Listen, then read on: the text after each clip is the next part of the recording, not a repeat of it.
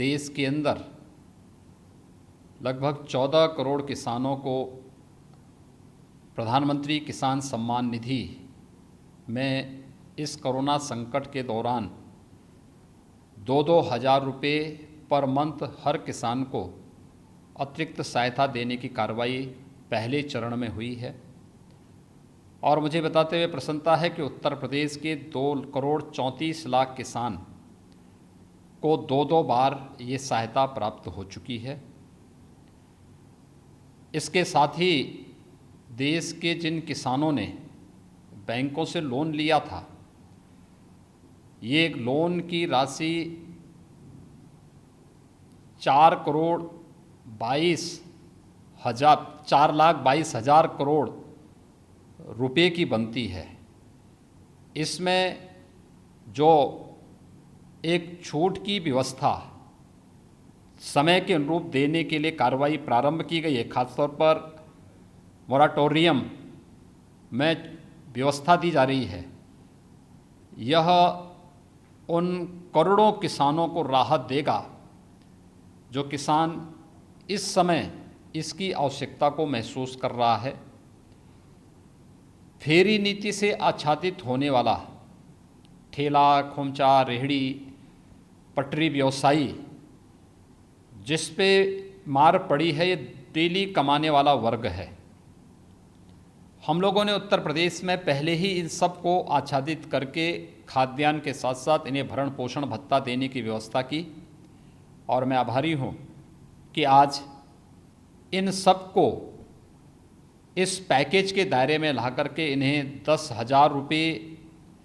तक का लोन देने की, आसान किस्तों में लोन देने की व्यवस्था इस पैकेज में देने का कार्य हुआ है। देश का लगभग 4 करोड़ यह ठेला और पटरी व्यवसायी इससे लाभान्वित होगा और कोरोना संकट के उभरने के साथ ही उसे अपना व्यवसाय तेज़ी के साथ आगे बढ़ाने में मदद मिलेगी। इसके साथ ही प्रवासी श्रमिकों के बारे में जो कार्य योजना आज घोषित हुई है, एक बहुत बड़ा कार्य है ये।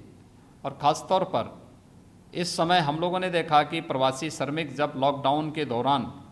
पूरी तरह बंदी हुई है, तो उस दौरान भी जिस प्रकार का कार्य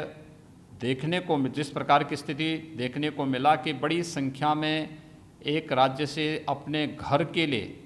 श्रमिकों ने जाना प्रारंभ किया,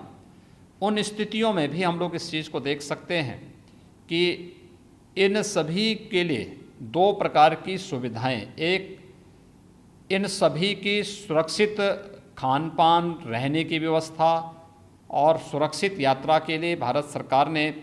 राज्य सरकारों के साथ श्रमिक स्पेशल ट्रेन तो लगाई ही है, लेकिन साथ साथ उनके खाने रहने के लिए भी राज्यों के साथ आपदा राहत निधि से सहयोग देने का जो प्रावधान किया है वो तो स्वागत योग्य था ही। आगामी 2 महीनों के लिए इन सभी श्रमिकों को 2 माह तक 5 किलो गेहूं और चावल तथा 1 किलो दाल देने की व्यवस्था का प्रावधान किया जा रहा है। इसको भी हम पहले यहाँ पर हम लोगों ने खाद्यान्न के